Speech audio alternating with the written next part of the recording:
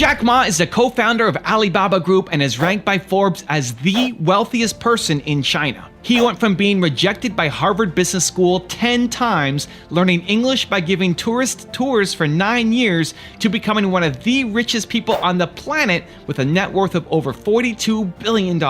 And today we're going to learn his best advice on how you can learn from your mistakes. Rise and shine, it's Entspresso time!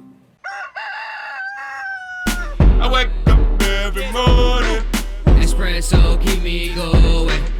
I wake up every morning. Hey, it's Carmichael, and every morning I bring you a shot of Entspresso to help you believe in yourself more and start your day with confidence. So good morning, I believe in you, and let's do this. Over to you, Jack Ma. Future has no experts. Right? We entrepreneurs, someday we are the experts, right? So this is what I think. And when you an entrepreneur get used to failure. Today, say Alibaba, you succeed. Well, our company won't last 102 years. Why 102 years? Because every target, every goal we give to our team should be very accurate. We were born in 1999. Last century, we had 1 year. We want to spend 100 years and plus 1 year, 102, cross 3 centuries. So very accurate. We never see we are successful because we are only 19 years old. There's 83 years to go. So we will never see we are successful. We just survived 19 years. We are lucky. But in the past 19 years, we have made thousands of mistakes. As an entrepreneur, don't learn from other people how they succeed. Learn from how their people fail. Because a lot of MBA schools, they teach you successful case studies. When you read too many successful, you think you can be successful. No! There are a lot of things that you don't know. Because, some business school came to Alibaba, write case studies. They say, no, this is Alibaba. And I say, no, this is not Alibaba. They wanted me to sign after 1 week study. They say, this is case study Alibaba A. I say, no, this is not me. They say, Jack, you don't know you. And I say, all right, I sign. And next 5 years, every year there is a case study in Tsinghua University. I was invited to sitting at the back, listen to the MBA schools talk, learning about our case study. And they always put a competitor. Competitor in Alibaba, who will succeed? For 5 years, they always agree Alibaba will die, the competitor will win. But 5 years, all the competitors died. So how can you learn from the case study like that? Learn from the mistakes. Because most of the companies I talk to, entrepreneurs, most of the mistakes they made are the same. Most of the success reasons, you don't know. They're different reasons. So when you learn from the mistakes, not because you want to avoid the mistakes, because when you see the mistakes, when you have these kind of problems, you know how to face it. An entrepreneur have a strong heart towards the difficulties, mistakes, the troubles, the failures, but should be a warm and soft heart to your colleagues and to the customers. So this is an interesting one for me because I think I could actually focus more on failures. I think we could even have a series of lessons from failures. You may know me and my content for the top 10 rules for success. And even in the Entspresso series like this, it's sharing the wisdom from, I guess, a mix of success and failures, but I haven't done a series just on failure. And I actually think about it a lot. One of the things that's been on my mind recently is looking at the success or failure of new platforms. So Mixer was recently built and then destroyed by Microsoft. And Mixer was supposed to be a competitor to Twitch and YouTube gaming, so live video game streaming. And they went out and did the biggest move of all time, which was go get Ninja and Shroud, the two biggest streamers, bring them on board and try to build up the platform. And it didn't work. And recently, Ninja and Shroud were let go and said go to Facebook or go do whatever you want, but we're canceling the deal right now. So those two guys weren't enough to build the platform.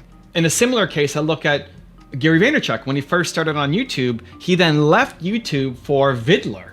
And Vidler was a new startup. It was a YouTube competitor, and Gary was given a piece of the company. And in order to do that, he left YouTube to go to Vidler, make content there. Vidler didn't do well, as Gary lost, not that he lost the content, but he lost that time momentum on YouTube. And obviously he's doing fine for himself. But again, that idea of how do you build up a new platform? Is it just go off and get the best people? Because it hasn't worked in those two examples. Then I look at Beam, and Beam was Casey Neistat's business. It was its own kind of Snapchat, Instagram, social media competitor. And he had Gary Vaynerchuk invest in the business. And this one also didn't take off, but it had an exit. So he sold it for $25 million to CNN. I don't know how much they raised. He maybe made a little bit of a profit, but CNN didn't even really want the company. They basically wanted Casey, right? They bought the company for 25 mil and they shut it down 3 months later. And they put Casey and his team instead of a new startup inside of CNN. So maybe a successful exit, but not really for the product, and the platform never took off, right? So here's Casey, one of the biggest stars on YouTube, and he's got the backing of Gary Vee, another huge influencer on YouTube, and they couldn't make Beam work. And so far, none of it's working. We want to start a new platform, go off and get the biggest stars to sign up with our platform. And with Mixer, it doesn't work. And with Vidler, it doesn't work. And with Beam, it doesn't work. So does it not work? Why do people keep doing it? This is, I guess, to Jack's point, learn from the failures. It's never worked. It hasn't worked in the past with these examples. So what makes you think it's going to work again? Don't blow all your money on it. But then I look at the MLS, Major League Soccer in the US. And soccer was really struggling to get its foot off the ground. And then the LA Galaxy went and signed David Beckham. And they made him the first designated player, which meant they could exceed the salary cap for an international player of a certain stature. And Beckham came over and blew up the team and blew up the league. He really helped put soccer on the map in the US. And so it worked, right? In this case, they had a league. It was already kind of off the ground, but then Beckham came in and helped blow it up. So is the difference just that Major League Soccer was already around? It wasn't super brand new. These are the things that are in my mind. Why did Mixer fail and Vidler failed and Beam failed, but MLS didn't? They had similar strategies. Maybe MLS just had a little more patience. Maybe MLS was already a little bit further along. And so the lesson maybe is do your thing, get to sustainability at least, and then bring in the big stars and then bring in the people. Makes you think about raising venture capital too. If you're raising R&D dollars, research and development, it's really hard. But if you're raising marketing dollars, it's really easy because you've already shown that it can work. If you can show that you can get to break even or just bring in any money on your own, it's so much easier to raise marketing dollars to expand. If you have losses and losses and losses constantly and you have no money coming in, it's really hard to raise venture capital funding. So maybe I answered the question in my own head, but these are the things I think about. And this is maybe a little bit of verbal diarrhea as I just think through. These are the things that I kind of go on through my head. But I like that idea of maybe learning from failures. And so what I did after watching this video from Jack was I messaged my team and I said, I want to try doing a top 10 rules from failure for Jack Ma. And then maybe leading with that clip and trying to find 10 of him talking about his failures in the past and when he learned from it. And maybe that becomes a series. Or maybe it's hard because people don't talk about their failures enough to make a mashup. But I definitely think there is something there to learning from failures. I definitely don't think we do enough of it. I don't think I do enough of it. It's in my subconscious, but it's not a dedicated practice like I do for success. And maybe a slightly different video than what you're normally used to from my morning Entspresso. But that could be a good challenge of the day, is to try to figure out what's a failure from somebody that you look up to and respect that you can learn from and apply to your business. So we'll make that the question of the day.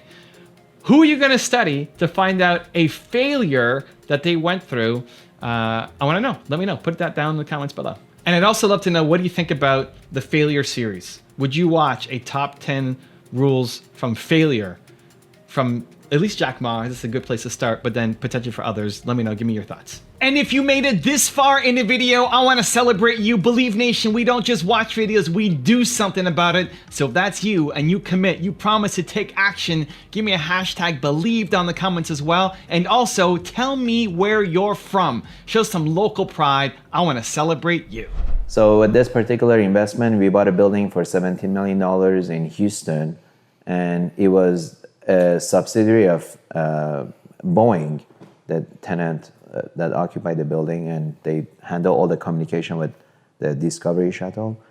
And I'm like, they spent $20 million, fiber optics, so much infrastructure they put in the building, they're not gonna go anywhere. That's what the broker was telling me, right?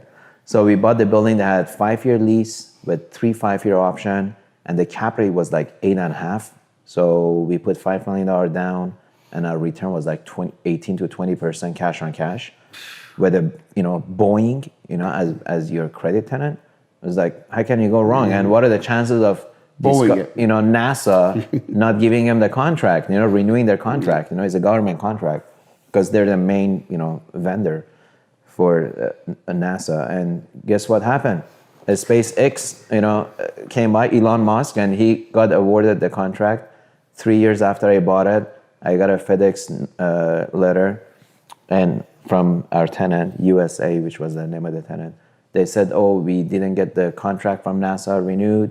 We're going to be moving out of the building. And my heart just dropped. I'm like, whoa, I just got punched in the gut. Oh my God. And that's all or none. It was none at that point. And sadly, I had some partners in there. I was 50% partner. I put 2.5 million of my own money. Then I had like 18, 19 other family friends that put money in there, which one of them, Yeah. And that was a hard thing for me to swallow. I didn't care so much about my money, to be honest with you. I felt more pressure and guilt for all these other 18 because, I can always make the money back, but some of these people, like my own sister, she borrowed money on her home, 500 grand, and she put in there. So all that money was, gone. They got the distribution for a couple of years, so they got some of that money back. But people always look at their equity they put in. Oh, yeah. They don't care. You could give them money for 10 years distribution. If they put $1 million, they want $1 million back after 10 years. Doesn't matter, So that was an expensive lesson. So now I never buy a single tenant. I don't care if it's God occupying. If you want to know how Jack Ma got rich, check out the video right there next to me. I think you'll enjoy it. Continue to believe, and I'll see you there.